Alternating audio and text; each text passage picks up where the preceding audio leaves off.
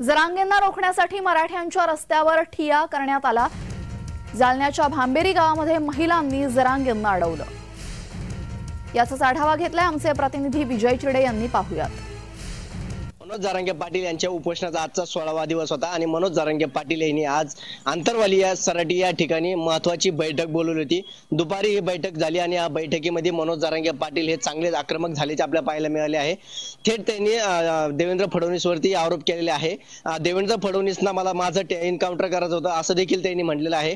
त्याचबरोबर आता अजय बावस्करवरती त्यांनी आरोप प्रत्यारोप केले आहे। अजय बावस्कर हा फडणवीसचाच माणूस असल्याचं जरांगे पाटील यांनी म्हटलेलं आहे आणि त्या बैठकीमध्ये मनोज जरांगे पाटील हे आक्रमक झाल्याचे पाहायला मिळाले आहे।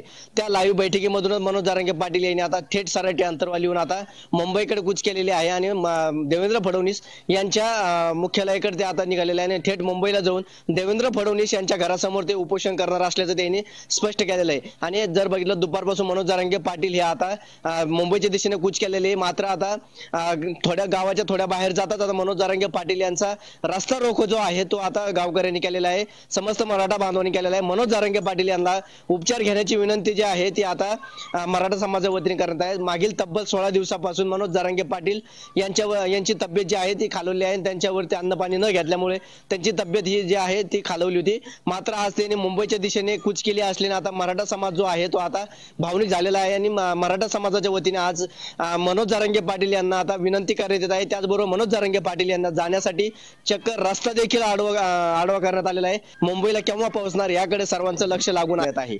छत्रपती संभाजीनगरहून विजय चिडे, जय महाराष्ट्र।